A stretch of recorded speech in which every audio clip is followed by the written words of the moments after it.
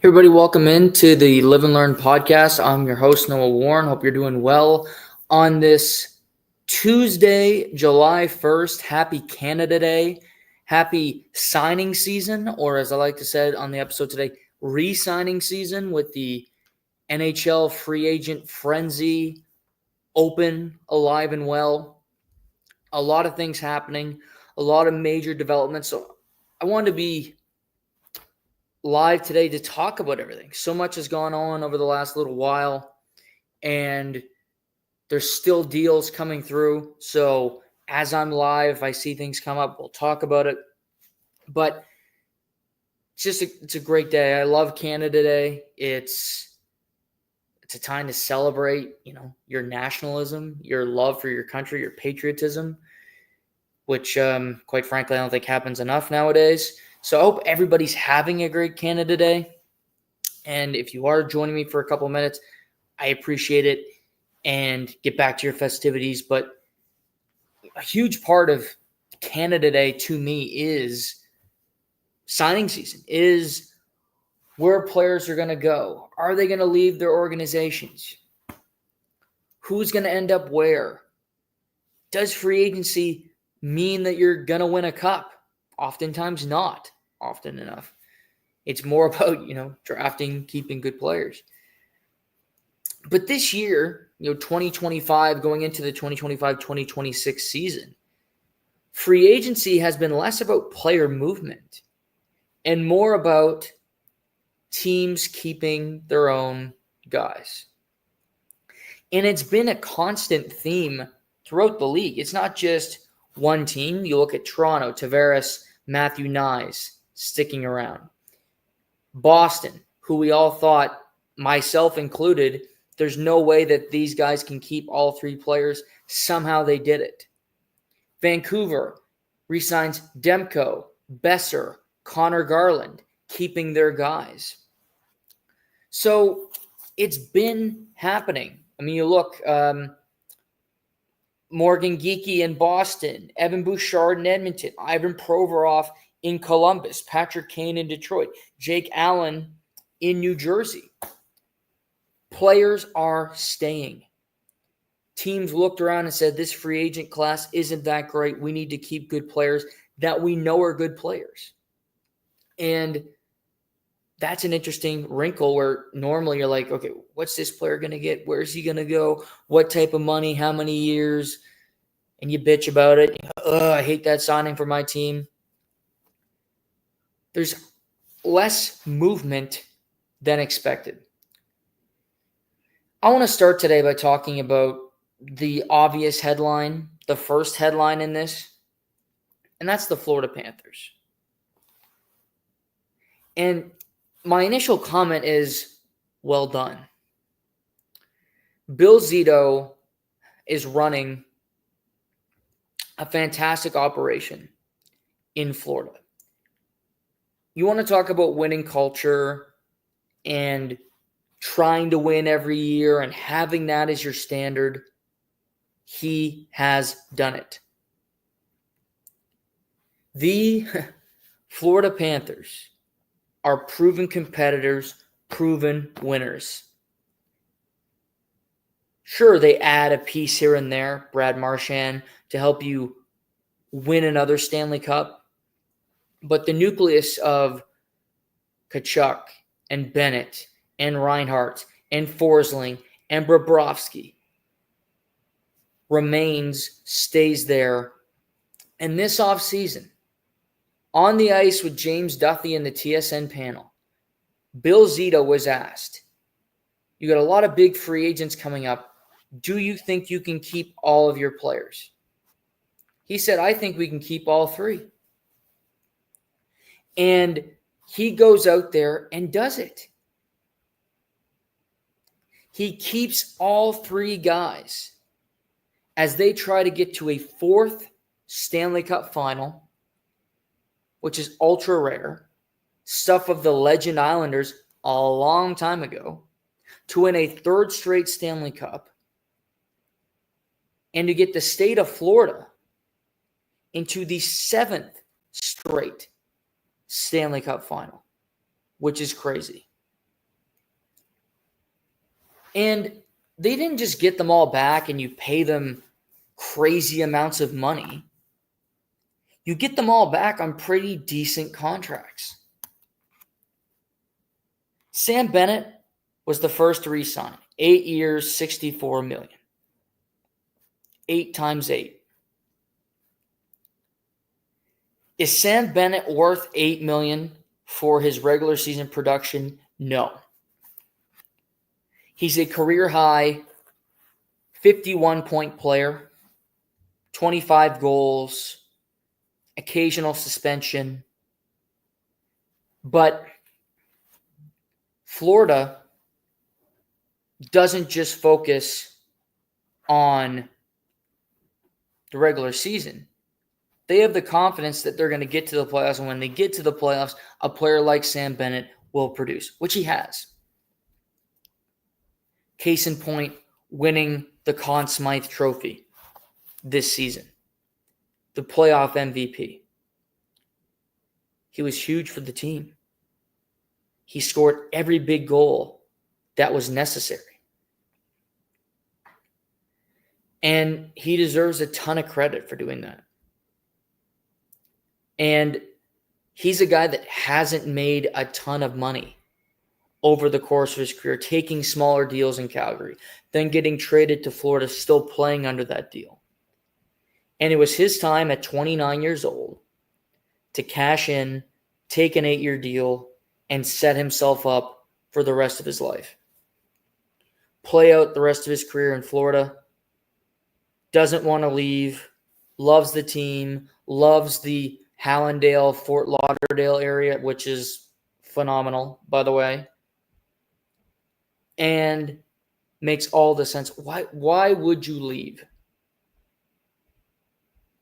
So you go, okay, well, maybe they'll suck in years 5 through 8. Okay. You're still making good money. And I'd rather suck playing in Florida than suck playing in Columbus or anywhere. Toronto, for that matter. And they enjoy it. And they love their teammates. So it all works. Next up. So is Sam Bennett an $8 million player if you're just looking at regular season? No, not even close.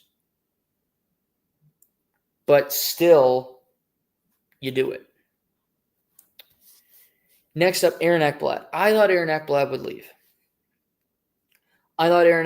leave. Because I thought he's won 2 cups and he'll want a big payday. And Aaron Ekblad instead takes a $1.4 million pay cut to remain with the Panthers and basically to be a Panther for life. He was a number 1 overall pick.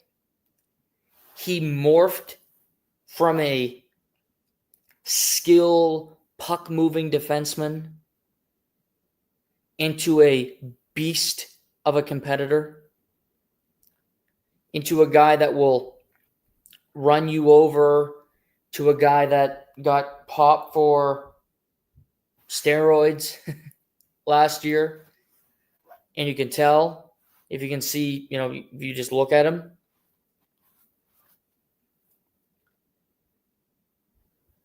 But keeping Ekblad, you get Ekblad, Forsling, and Seth Jones on the same defense for a long time to come, through 2030. It's hard to beat that top 3 around the league. You might have one. Teams will have Cale Makar. Teams will have Quinn Hughes. But to beat that 3, very hard to do. And for Ekblad to get, I think he's happy he gets the 8 years. He gets close to $50 million. Yes, he takes a $1.4 million cut. But he said he loves Florida. He's a Florida man. That's all he knows. And you get to stay. And the overall thinking with these Florida guys, I was saying this to friends all weekend. Why leave? Why would you? If I lived in Vegas, I wouldn't leave because I love it when I was there. I wouldn't want to leave. If there's just a certain location that makes you happy, why would you leave? Could be your home now. You're saying, oh, I got an offer to go. Why? I would argue there's not a better spot to be than to be a Florida Panther around the league, period. Doesn't mean they'll win next year. They got a better shot than most. So I credit Ekblad. Great contract. And then we get to Brad Marchand. Brad Marchand, I thought he'll want to stay. 37, last contract. Want some term so that he can stay there to the end of his career. Maybe, start to build a life down there. Was a Bruins captain. Was a great Boston Bruin. But they got rid of him. He won a cup in Florida. And he's on a team full of rats. And he seemed to fit in beautifully.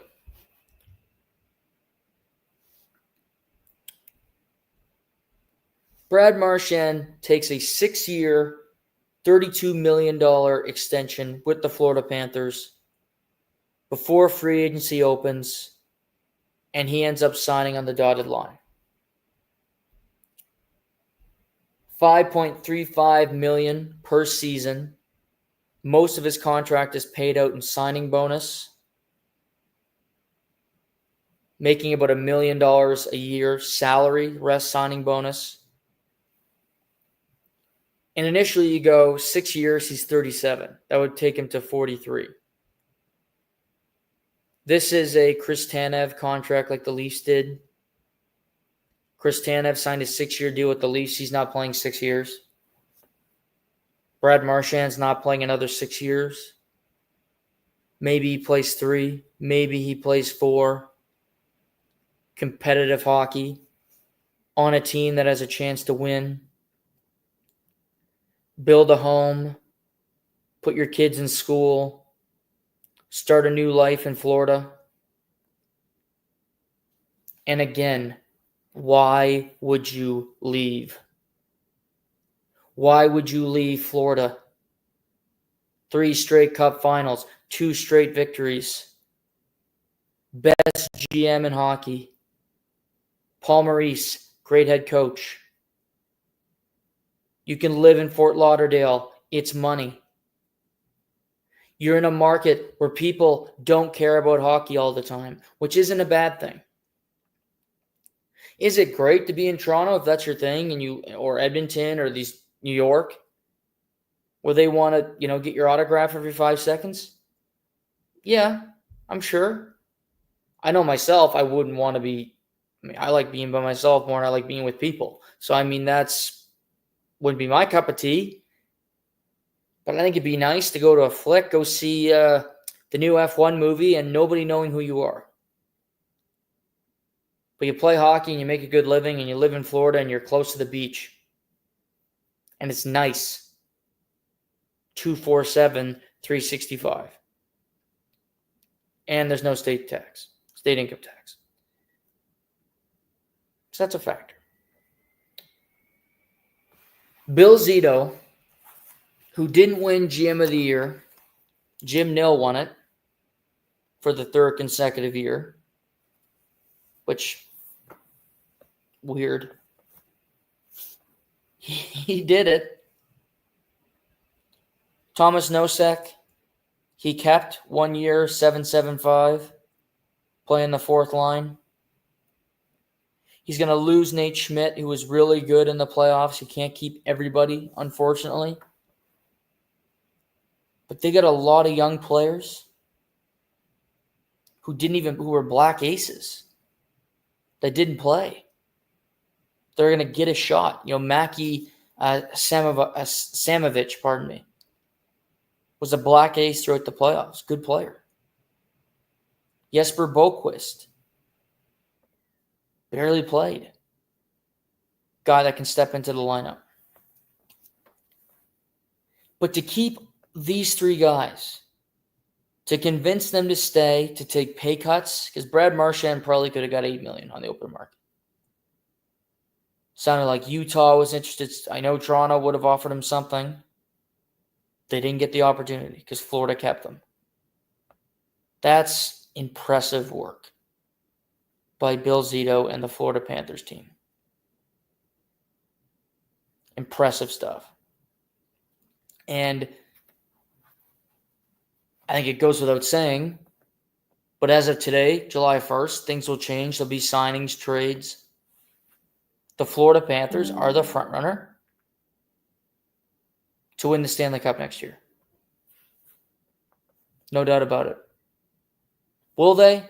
Remains to be seen. Are they the front runner as of right now? Yes. If anybody has another team, let me know. I think I could beat your argument in about 5 seconds. But we could have it. It will be short, but I'm sure it'd be fun. Let's move on to the Toronto Maple Leafs.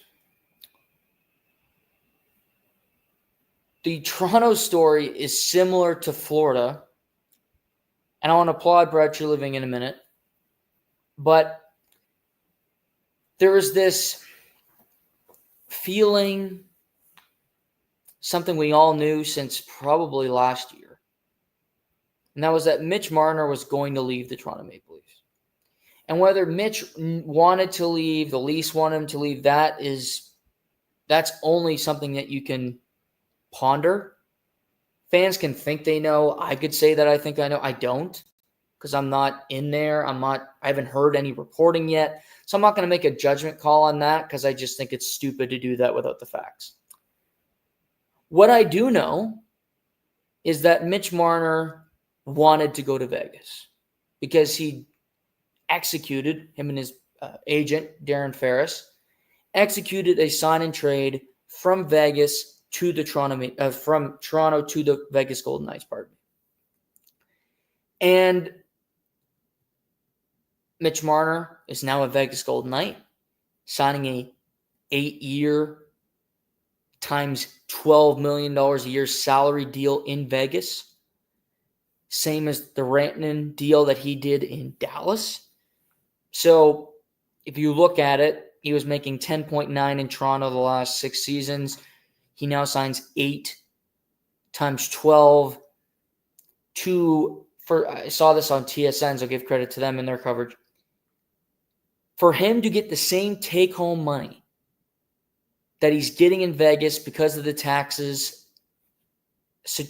situation, he would have to make $16 million a year, AAV. And he's getting that money in Vegas at only $12 million. There's no way any team is paying him $16 million. I would make him the highest paid player in the league. So just looking at it through that lens, why wouldn't you go to Vegas? Now, money's not everything, but money's the most important thing, primarily. And I think if we look at Mitch Marner's career, no shots here, money has been the most important thing to him. Because at every turn, it's been a tough negotiation. It's been a debate. And ultimately, in the end, whether it's his agent, his old man, himself, he gets the money and he gets what he wants. 8 years, $12 million, full no move in Las Vegas.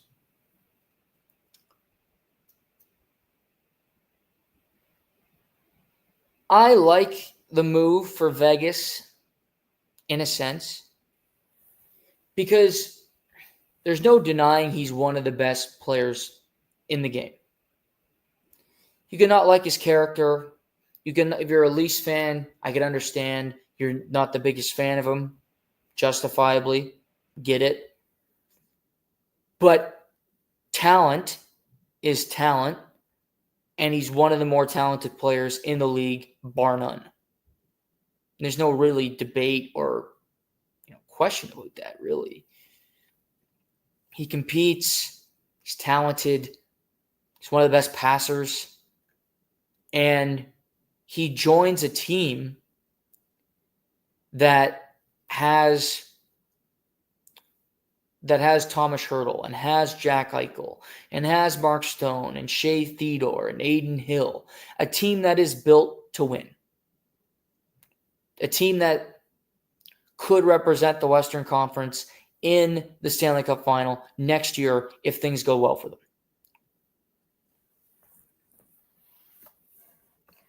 So if you're in that mix and you get to add one of the best players in the world to your team, you'd be an idiot not to. And through all of it, you only have to get rid of Nick Waugh, who we'll talk about from the Leafs point of view in just a second. But if you're Vegas, you look at free agency and you go, we got the best player available. Yeah, you did. And you add him to a mix of really good players. So that's a win. A team that has proven that they can win just a few years ago. So again, a win there. I think it's better for the Leafs organization, Leafs fans, that Marner is gone. Not because he's a cancer, because I think that's an oversimplification. Because it's not just Mitch Marner that lost. Austin Matthews has been a ghost. John Tavares has been an $11 million anchor in some of these playoff games. Morgan Riley, the worst number one defenseman in the league for some time, and that's a joke because he's not a number one defenseman. But he's a part of it. He's in that mix, and I've been having this internal debate in my head because the way the Maple Leafs have done business is you get rid of Marner, you keep everybody else. So it makes it seem like the problem child, good movie, was Mitch Marner. And he's gone. And now you can move forward and be more successful. Whether that's true or not remains to be seen. But you can easily make that argument based on the moves that they've made. They keep John Tavares. They keep Matthew Nyes. They haven't traded Morgan Riley. I mean, it looks very same. The DNA of the team is still the same. The nucleus, the best players, same guys minus Mitch Marner. Now, it's not September. They still have time, to make moves. But that's an easy way to look at it. It's a simple way to look at it. But I think it's impossible to not at least have that as a thought going into this. But I think it's better for both sides. And the Mitch Marner saga, I think, will be quickly forgotten, and here's why. He's in the West Coast. He's in Vegas, and you'll play him twice a year for the next 8 years. Sure, whenever he comes back in January or February next year, I'm sure there'll be some boos, and it won't be a warm reception. But who cares? Honestly, who cares? Because he's going to be playing at 11 o'clock at night. Maple Leafs fans are going to go to bed because if I know anything about Leafs fans, they don't watch the West Coast. They just don't. Because they don't care about the West Coast because they only care about the Maple Leafs, which, fair play. So he's going to be playing at 11 o'clock at night. And there really won't be anything other than that, really, if we're thinking about things here. So that's really irrelevant. But I think it's better for both sides. Vegas gets a really good player. They're going to be missing a really good player because Alex Pietrangelo, if you didn't see this yesterday, reportedly needs to undergo about 3 surgeries and is going to be out for a prolonged period, may never play hockey again. He's going to be going on LTIR. That frees up a large portion of cap space. I feel awful for him because Pietrangelo is a multiple-time champion. I think he's a Hall of Fame defenseman. Huge part of the Vegas Golden Knights team. They will miss him. But with him going on the IR, they do get money to spend, and that's how you get a Mitch Marner. You don't have to offload a Tomas Hertl to do it.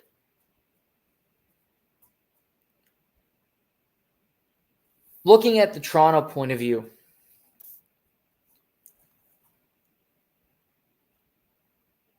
they keep John Tavares, they keep Matthew Knies.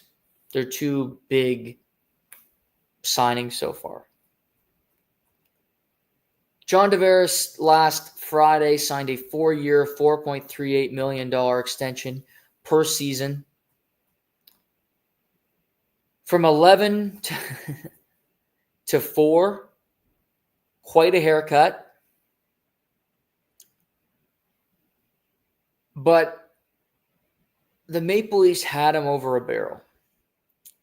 And the Maple Leafs had lost so many negotiations to Mitch Marner, to Austin Matthews, to Bill Nylander, to Morgan Riley. And they knew John wanted to come back. They knew John didn't want to go anywhere else. They knew that his wife works at the Toronto hospital. And they had him right where they wanted him.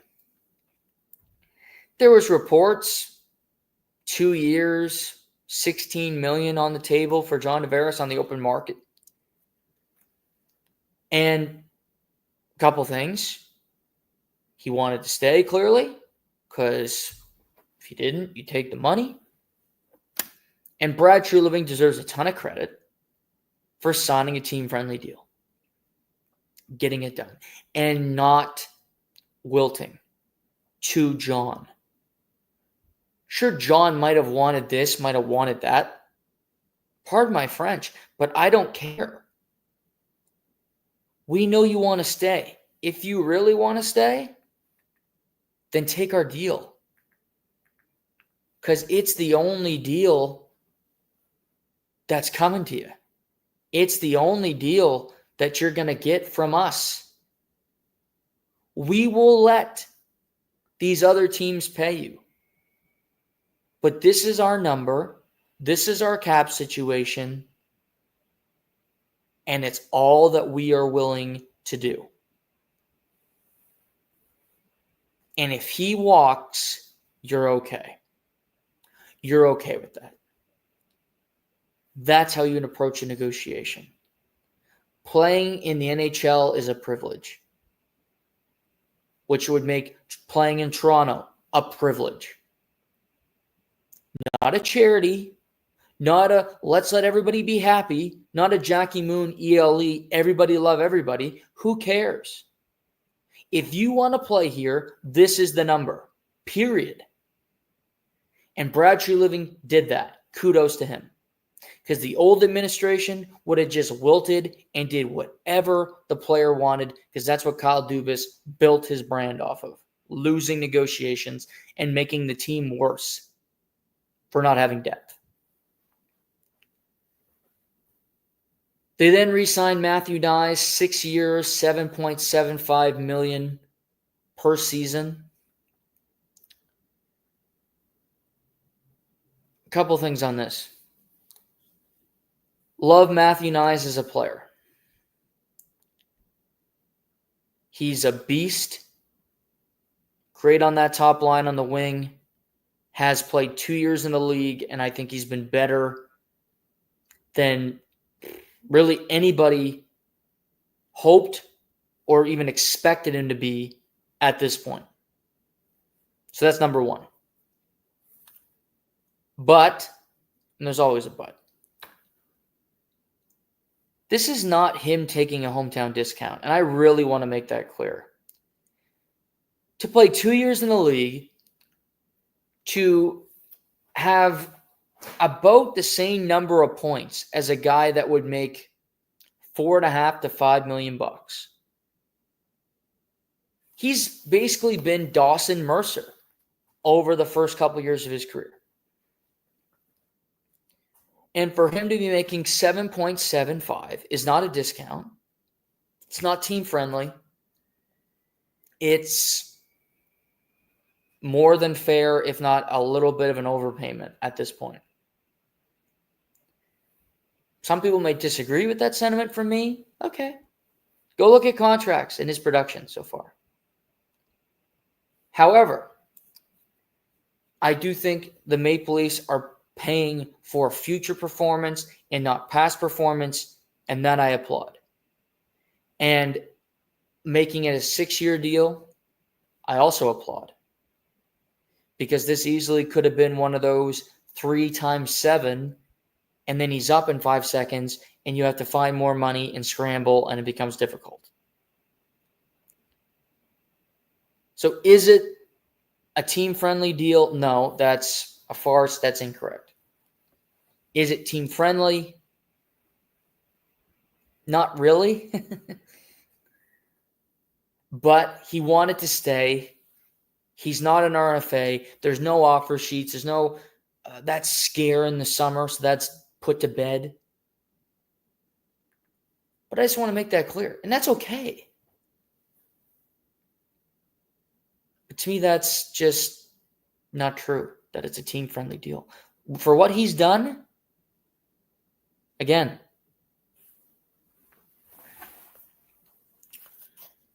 they also keep Steven Lorentz, good fourth liner, Toronto boy, 3 years, $4.05 million total. Played all 82 games last year, and he played all 13 playoff games. I think Craig Berube likes him. I think he plays really hard, throws hits, will chip in occasionally offensively, penalty kills. You give him some years. You give him a slight raise. Good contract. He's not the reason you're winning, but he's not going to be the reason you lose either. He finds a way to be productive, to have an impact. So I like the Lorentz signing. Doesn't hurt your team at all. Good character guy, good compete guy. I'll love that. So all these signings for Toronto, Marner gone. Keep Tavares, keep Nyes, keep Lorentz. I saw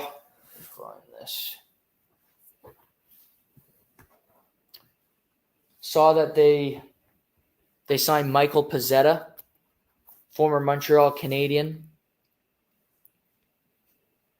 to a deal.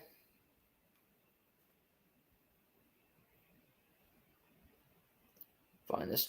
Toronto Maple Leafs and former Michael Pezzetta reached 2-year, $1.575 million deal. Former Montreal Canadian. He's another guy I think is going to be on that fourth line with Steven Lorentz. I mean, if you can have a fourth line of Scott Laughton, Lorentz, and Pezzetta, it's a really good fourth line that will compete hard, throw hits, be involved in the action. So I like I like the signing. It doesn't cost you much money. Low risk. Makes you more competitive. The worst thing it does is make you more competitive.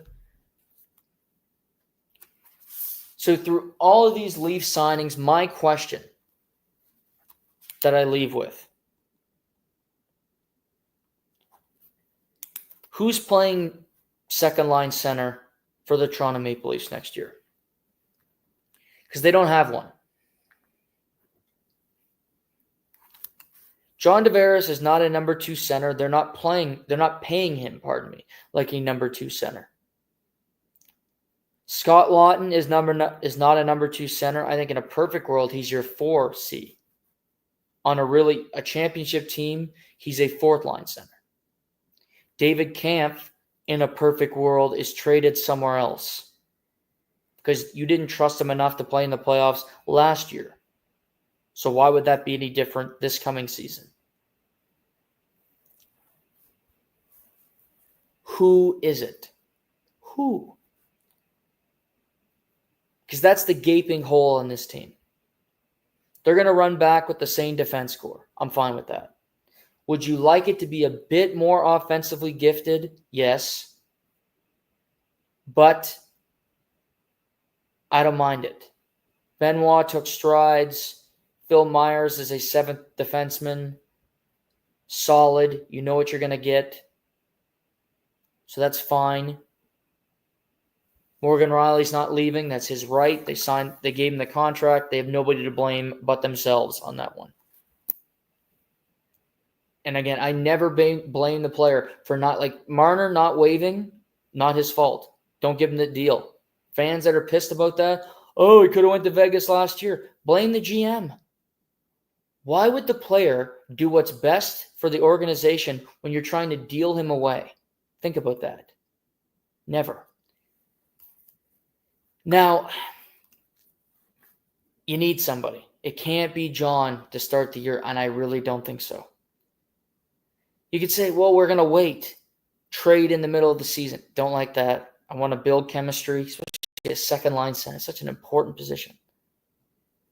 That's hard to throw in on the fly and go, okay, I'll figure this out. I thought it could be Tomas Hertl. But the Pietrangelo injury, they're not going to have to trade him if they don't want to. They can put Pietrangelo on LTIR, which will open up cap space. So if they want to keep him, which I would if I'm trying to win, I don't think you have to trade. There's Mika Zibanejad on the Rangers. But again, I don't know if I'm Toronto, I don't want him. I have enough guys that I question come playoff time if they give a shit. Mika Zibanejad just doesn't have that fire for me. I worry about him. So and he's got a huge ticket, and it's tricky with the Rangers, making salaries work. That's not happening. And it gets thin from there. You got kids coming in that you like, but nobody's good enough to be 2C right now off the jump. And it leaves a vacancy. And you're going, what's next here? Who's coming in? They're going to have to be creative. Find a trade that works. Something that nobody really expects at this point to happen. Because I don't think there's a simple solution.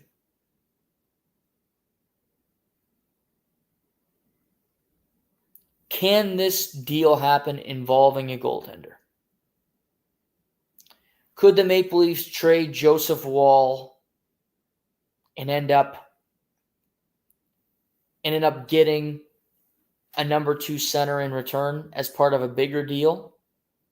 Maybe, because there's a lot of teams out there that, quite frankly, need a goaltender, need help. Look out west. Maybe there's a team there. Or it works out both sides. I don't think this is necessarily a fit, but I'll throw out just the example. What if the Maple Leafs traded Joe Wall and some other pieces to the Edmonton Oilers? And the Edmonton Oilers sent back Ryan Nugent-Hopkins. And again, I don't think this is going to happen, but Edmonton needs goaltending help. Now, maybe that's running it back with Stuart Skinner. Maybe it's adding Carter Hart if and when he's found not guilty in his case, which will happen later this month, which I think he will. That's a possible solution. Maybe it's they look for another trade avenue. But that's a potential fit. Nugent Hopkins would be a good 2C, and he is a 2C. Not somebody you're trying to, fit a square peg into a round hole. So thought there. I think it's creativity, finding the team where your interests align. Because and the reason I mentioned the Oilers, they need goalie help, and they have the two best centers in the world, Draisaitl and McDavid. So looking at it, Nugent Hopkins plays the wing more often than not, but he's really good on the faceoff dot. And he's a center by trade. So he could go play his natural position on another team.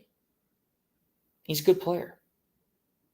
Smart player. Good team guy. Not selfish. Can play power play, penalty, whatever you want him to do. So could be a fit. I think it's a long shot. But I'm talking it out with you, Throw me a frickin' bone here, to quote Dr. Evil. Utah loves a splash trade. Maybe there's something there. Maybe there's something that can happen there. Detroit.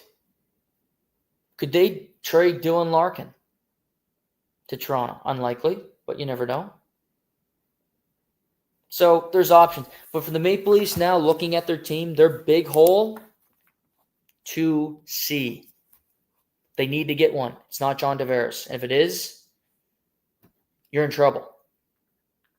Simple as that. But overall, good business by Brad Treliving. Good business. Better contracts. You keep good players. You keep yourself competitive. All good stuff. Let's go over to Edmonton. They've been busy the last little while. Started off by they traded Evander Kane to the Vancouver Canucks for a 2026 Ottawa Senators 4th-round pick that they got in a trade, a salary dump, $5.5 million off the books, just to say thanks. I don't think they want to get rid of him, but they needed to free up money. Draisaitl is going to make $14 million this year, and they needed to sign Evan Bouchard. So after that deal, Evan Bouchard agreed to a 4-year, $42 million extension with the Oilers.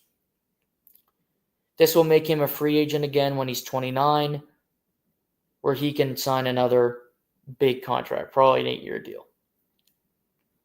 $10.5 million per season for Evan Bouchard, the enigma that is Evan Bouchard.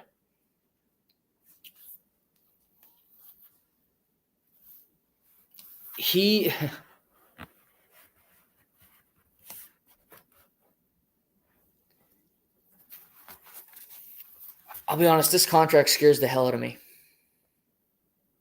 Scares the hell out of me. Evan Bouchard is fantastic when he wants to be. but he's also so up and down, and he can play some horrible hockey.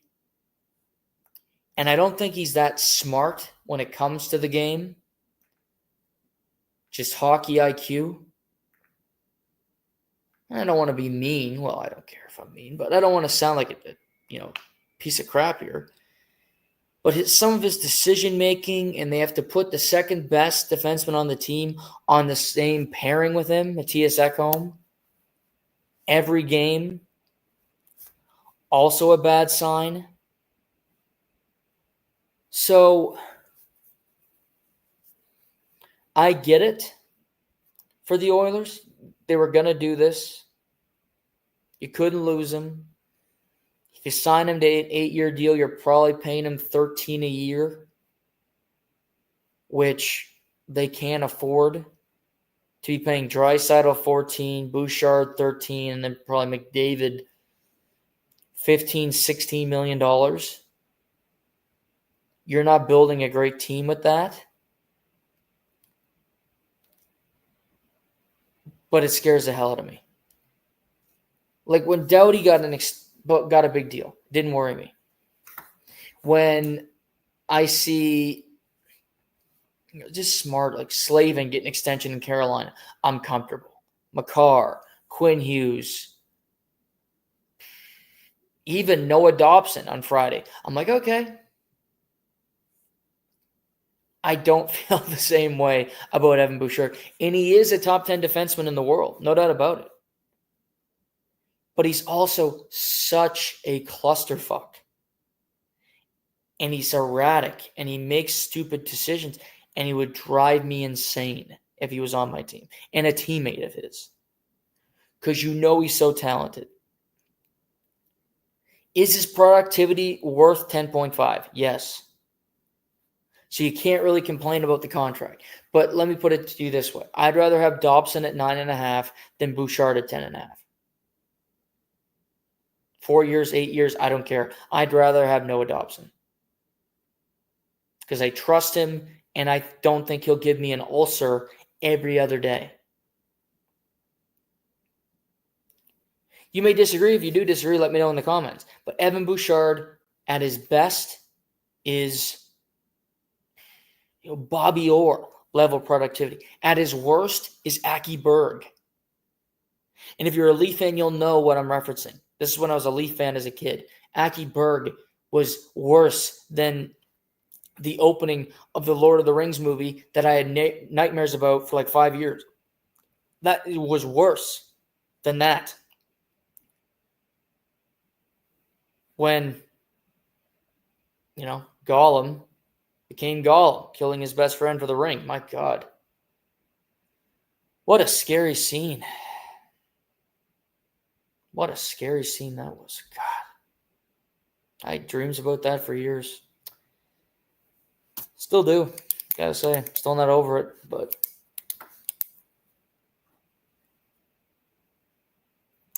Smeagol became Gollum. I was looking for what his real name was. Smeagol. Almost forgot. Evan Bouchard, gonna stay, get it, still scared. Terrified. Okay.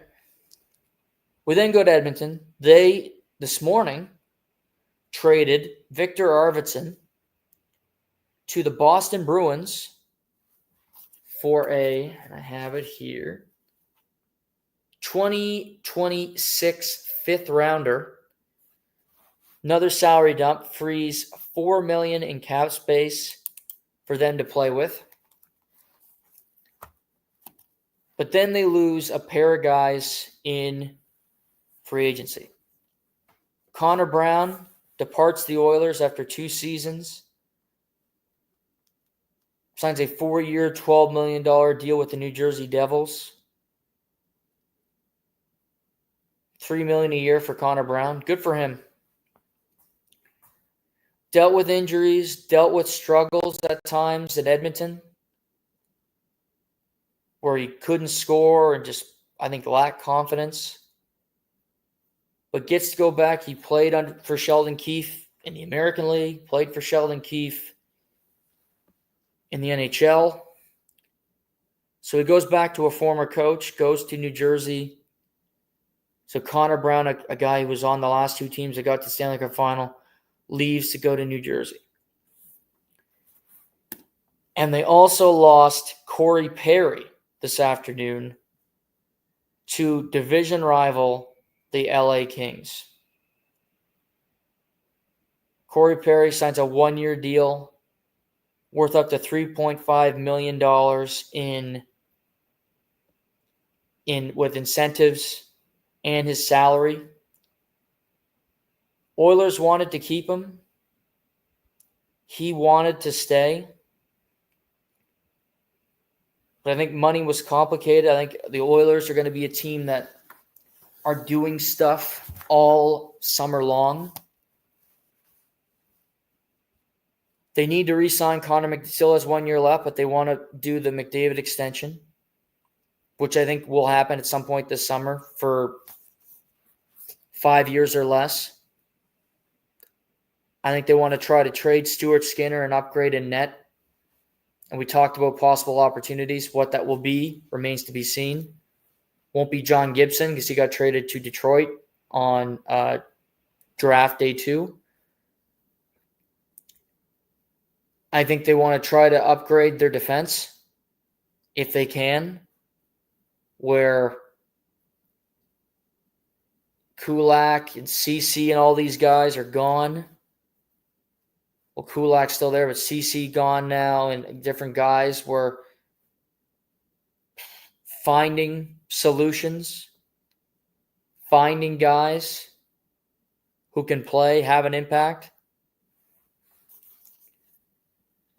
Will have to be through trade because there's really nobody that that is available that'll be earth-shattering.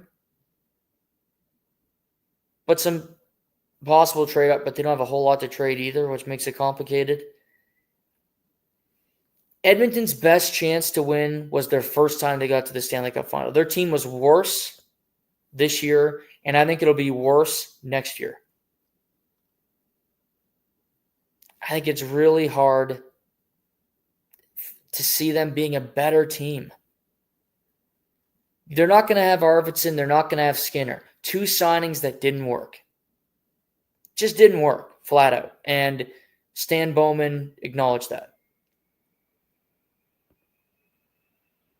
But who do you bring in? Can Savoy be an NHL player next year? They got in a trade for Ryan McLeod from the Buffalo Sabres. Can other people come in and have an impact?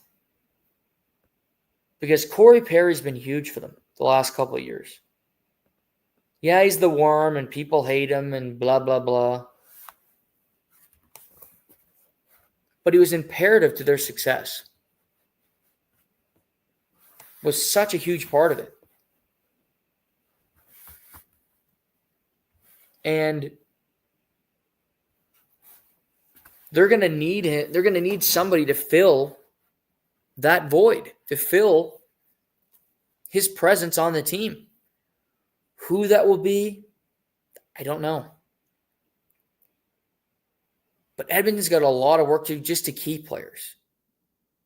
Which, while players walk out the door, you're really not getting any better. So, I don't think it was a great last couple days for the Edmonton Oilers because they really didn't get better. They're sawing off money just to try to remain competitive and to keep their most important players while really not adding anybody of substance to their mix. So for Edmonton, we'll see. I'm curious to see what they do and how they approach it. Okay, let's see here. See, New Jersey, they had Connor Brown. We talked about that from the Oilers. They also added Jake Allen. Well, they extended Jake Allen 5 years, $1.88 million per season. The Fredericton, New Brunswick native stays in New Jersey, which interesting. Interesting. He takes the years over term, or it was reported he could have got $3 million a year. Decides to stay, likes New Jersey, likes the coach, likes the coaches there. It's interesting, but they had Connor Brown. They still have Markstrom and Jake Allen, a really good goaltending tandem. I like their mix. They're still missing something in New Jersey. They had a lot of injuries last year. I do think they'll be a playoff team in 2025, 2026, just because the Metropolitan Division is so terrible. So terrible. Well, let's see what they can do. Boston, they're keeping guys. They keep John Beecher 1 year, $900,000. They keep Henry Jokiharju 3 years, $9 million on the back end. They keep Morgan Geekie 6 years, $33 million for the Geeks. Good player. And I see here they also were able to grab Tanner Janot on a 5 year, $17 million deal, $3.4 million AAV. So adding some size, some grit to their team. They're a team overall that lacks high-end skill, the Boston Bruins. They're in a phase where they're not a great team. They were competitive for a long time, but Florida's better than them. Toronto's better than them. The Ottawa Senators are better positioned than the Boston Bruins. The Montreal Canadiens are certainly better at this point. I really like Montreal's direction. Doesn't mean it has to be a 10-year turnaround for the Boston Bruins, but they are on the back foot right now. They are looking like a team that's going to miss the playoffs again, try to get some draft picks, find some success that way, because they're not a playoff team for me next year. Hard team to play against, physical group. Goaltending maybe can, save them some games, if possible. Perhaps. But not a playoff team. So all small moves, nothing major for the Boston Bruins. Same with Detroit, keeping Patrick Kane. My first thought is, for what? Detroit. I don't know what Stevie Y is doing there. I don't get it. I thought he'd be fired this summer. Didn't. Pat Kane, John Gibson.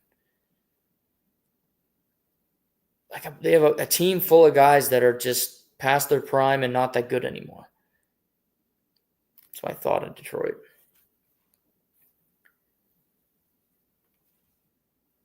Let's see. Other news as we were live here.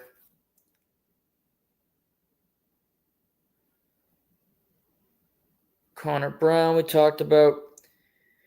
Seattle Kraken have signed Ryan Lindgren to a 4-year, $18 million deal, $4.5 million AAV. I like Ryan Lindgren. He was very good in New York, was on a defense pairing with Adam Fox for the majority of his tenure. They were a perfect yin and yang, like a Mark Mathot, Erik Karlsson in Ottawa. Ryan Lindgren's not going to put up a whole lot of points, but he's going to block shots. He's going to be positionally sound. He's going to be smart. And I'm all in on all of those things. They're intangibles, but I'll take the intangibles. He's not going to hurt your team, which is imperative. I think he's a good leader for that group. So, Seattle, my only thinking about Seattle signing him, they have Adam Larson. They have Jamie Oleksiak. Those are not exactly guys who put up a lot of points. They do have Vince Dunn, who I like a lot. When healthy, is skates well, smart, great shot, power play specialist. So Seattle is just trying to basically, and for lack of a better term, become relevant because they haven't been since they came into the league. They really have never had a high-end player since they got into the league. Good players, good guys, but no high-end talent guys.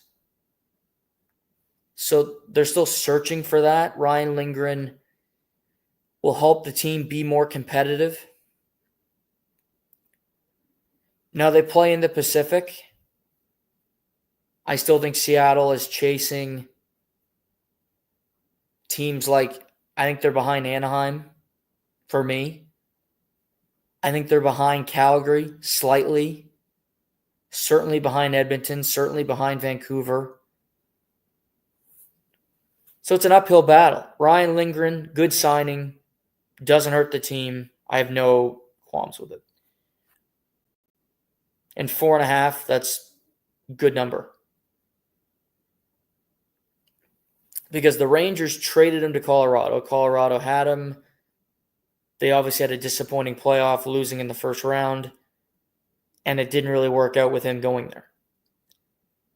The Rangers then signed today Vladislav Gavrikov to a 7-year, $49 million deal.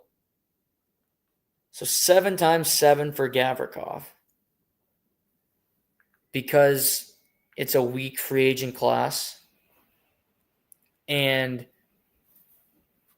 he was the best defenseman available. They couldn't figure out a deal with LA. They liked him. But with no great options, he takes advantage of the situation and gets a huge ticket with the Rangers. First off, good on him and his agent. If somebody's willing to pay you money, that's fantastic. And I think looking today as a whole, other than the Marner deal, if we're just looking at guys who have signed today, not a whole lot of high-end talent guys. Not a who's who of guys that are going to change your team when it comes to just like Brandon Tanev, I see just came on the screen. 3 years, $2.5 million AAV for him joining the Utah Mammoth. Good bottom end player. And Utah has been aggressive. I like Utah. I like their owner. I like what they're doing. But Brandon Tanev's a fourth-line guy that's going to compete and play hard and has that same passion that his brother does. But for the Rangers, Gavrikov is the replacement for Lindgren, in my opinion. More expensive one. Had 30 points last year. Is more of a shutdown D. In your top 4. You have Adam Fox. There's been rumors forever that they're going to trade Keandre Miller, who had a really bad season. Who I thought was going to be great. I really thought he was going to be great. And maybe he still will. Who knows? But if you look for the Rangers, Gavrikov, Adam Fox, Carson Soucy, who can be good. I like him when he's healthy. Will Borgen, Braden Schneider, Vakanainen. So a defense core it's okay. For the Rangers, I think you're looking around going, we have Gabe Perreault coming. They re-signed Matt Rempe. They re-signed Adam Enstrom. JT Miller is going to have to be really good in year 2. Will Cooley needs to take another step, who I like.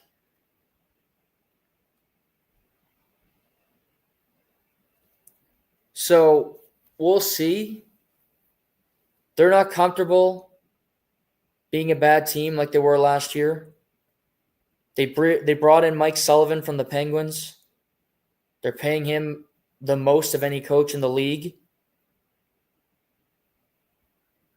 Maybe that's another team to look out for trades, whether it's with the Leafs, with the Oilers, because I don't think the Rangers are satisfied with who they are. Because, yeah, you bring in Gavrikov, but you're a very similar group that failed miserably last year. You'd love to get rid of Panarin. Not going to happen, but you'd love to. Well, if I was the GM, I'd love to. Maybe they disagree with me. But we'll see. Gavrikov gets big money, gets a lot of years.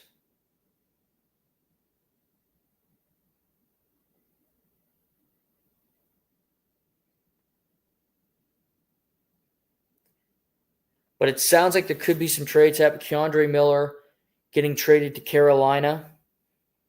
In the mix, Bowen Byram, Buffalo, potentially could be on the move.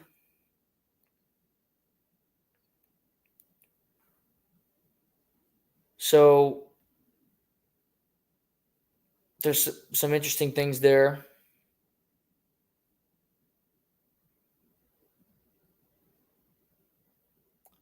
So still some moves, still some things that could happen over the next little while.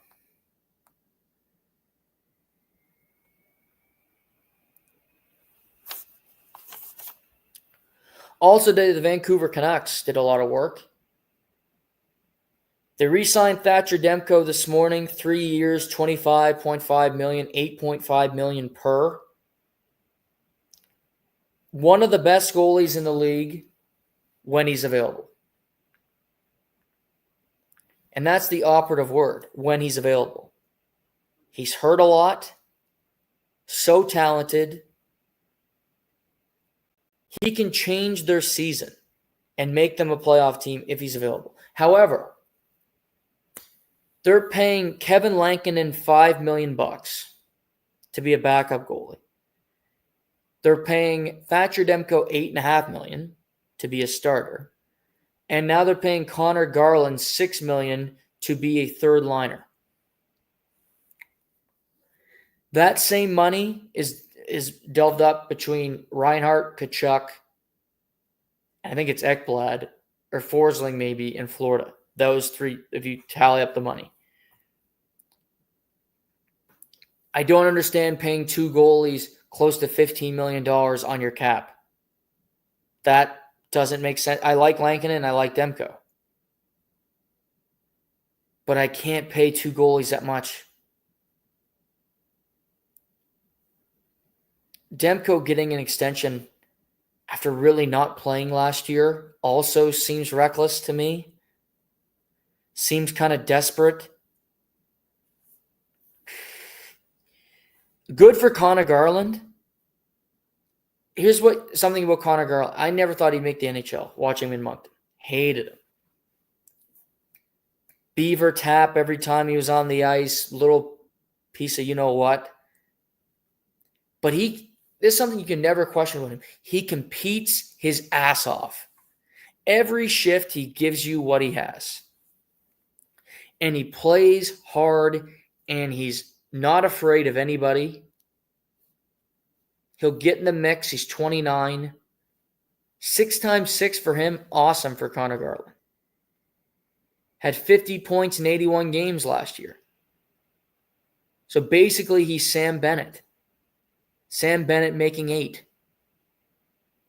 Plays every game. Played 81, 82, 81. Basically 20 goals a year. 52 penalty minutes. I like Connor Garland. You can do a lot worse than paying Connor Garland if you're Vancouver has the Pettersson deal that's been off. Like I like the Garland contract more. I like Demko because I know Garland's going to play. He doesn't get hurt. He competes. I don't question whether he's hurt or if he wants to compete because I do that with multiple goalies. And paying 2 goalies close to $14 million on your cap. Plus, Vancouver has a goalie in his name's escaping me. They just won the American Hockey League Championship. Artur Shilovs. They won the Calder Cup. He's going to be an NHL goalie next year because he needs to go through waivers, and there's too many teams that are desperate that need goalies. So what are you going to do with him? Don't know. Don't know the fit, how it's going to work. All question marks for Vancouver. Also, they re-signed Brock Besser today. 7 years, $50.75 million. That's $7.25 million per season for Besser. Marner didn't hit the market. Tavares didn't hit the market. Nyes didn't hit the market. Who else could I think of that didn't hit the market? These are just some of the Bennett, Marchand. So, and with Ehlers taking his time to make a decision, Besser re-signs in Vancouver. I can't believe it. After years of we might trade him, we don't like him that much, he doesn't like us. He stays in Vancouver. The American winger for $7 million a year. I get it. 100%.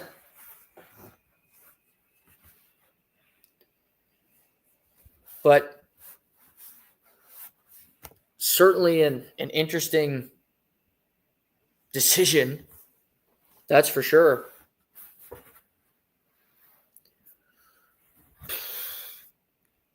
Yeah, I don't know. That's an interesting conundrum for the Vancouver Canucks. And what they are and how they're spending their money. They didn't trade Pettersson before today, because now he has a full no move that's kicked in. Where does he go from here? A lot of questions. They're going to be a fascinating team to watch next year. And how they play, new head coach. After Rick Tocchet chose to leave Vancouver to go to Philly. And that Philly team sucks. That's my word for it. They stink.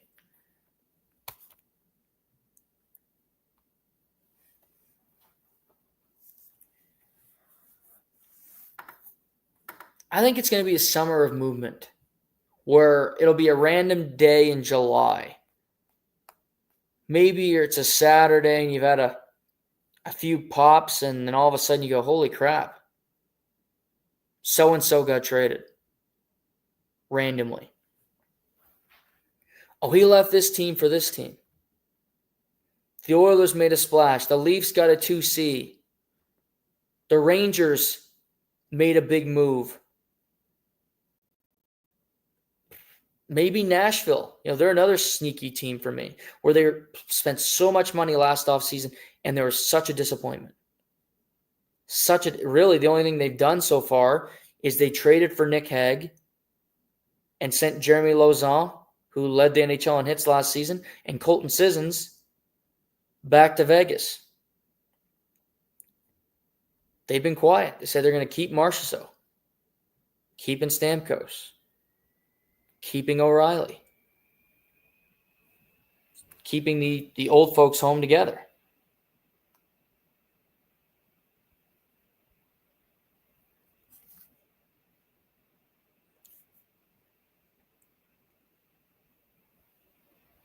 So interesting.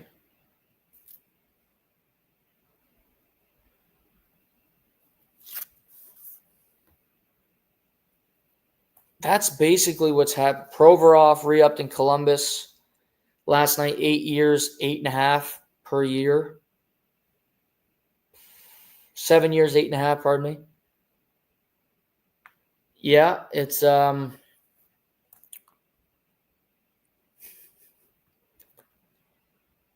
wouldn't have given it to him. That's my thought on that. Good player. But wow, it's a lot of money. A lot of money for a guy that don't really know what he is. Is he an offensive defenseman, liability? Well, we do know that. But a lot happening in the NHL. I think it's going to be a summer of more and more things happening. Trades, movement. Because I think a lot of teams need to decide who they are, where they're going, what their goals are. Like we saw on Friday that the New York Islanders traded Noah Dobson to Montreal. I thought it was a great trade for Montreal. You get a ready-made 25-year-old in his prime on your team. And you get to put him with Lane Hudson, who won Rookie of the Year. And you also have Matheson on that team, and you have Caden Gooley, and you have David Reinbacher, who tore his ACL last year, but you took 5th overall in the draft. You could have a great defense core for years to come. Demidov will have his first full season in North America. Nick Suzuki, Cole Caulfield, Slavkovsky, Samuel Montembeault, who had a really good year. A playoff team that gets better, and they really only have to trade. They trade 2 firsts, but it's the 16th and 17th overall picks in the draft. The Islanders did not get to move up to get to take James Haggins, so they failed in that pursuit. I like Montreal. I think they're close to being a very good team. They're a good team now. There are a few of those contracts like Gallagher, Savard's gone, so that's one off the books. But a few of those shitty contracts that Bergevin gave out away from being a true contender, be a team that truly will start to scare teams. But when you can get a player like that and you only give up 2 firsts that you know are 16th, 17th, and Emil Heineman, you do that every day of the week. And then you get him on an 8-year deal in his prime years. I think he got married yesterday, so mazel tov to him. Good Summerside boy. So, all positive stuff to me for Montreal. I like their moves. They traded Logan Mailloux today to St. Louis for Zachary Bolduc, a 1-for-1. They have enough really good defensemen. First of all, Bolduc will help them right away. Can play, will chip in bottom end of their lineup. So I think it made total sense. Both sides. You look at St. Louis, they like taking gambles on young players. Looking at Holloway, Broberg last year, now they get Mailloux at 22 years old. Makes total sense.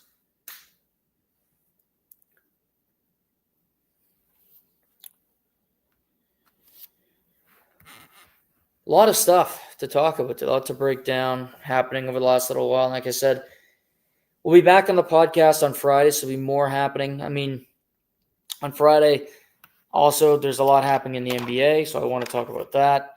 We're going to talk Wimbledon. Wimbledon started, and you want chaos at Wimbledon. Zverev, 3 seed, out. Holger Rune, 8 seed, out. Tsitsipas, 24, out. 16, Cerundolo.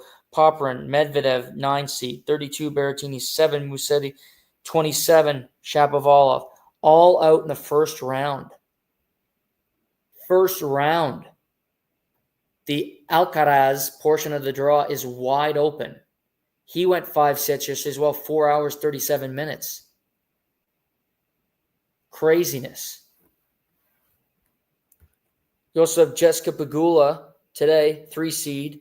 Quinchuan Zhang, the 5th seed, out. First round. The All England club is going crazy. You got Djokovic on the court right now. He's looking to win another major. Best chance is on grass, in my humble opinion. Yannick Sinner's already through today, so we're going to look at Wimbledon. We're going to talk some NFL trades on Friday, some UFC. So that's all coming up on Friday. Thanks for joining today. Happy Canada Day again. Celebrate our, most of the time, great country, and we'll be back on Friday. Until then, take care. Happy Canada Day. I'm Noah Warren, and this is the Live and Learn podcast.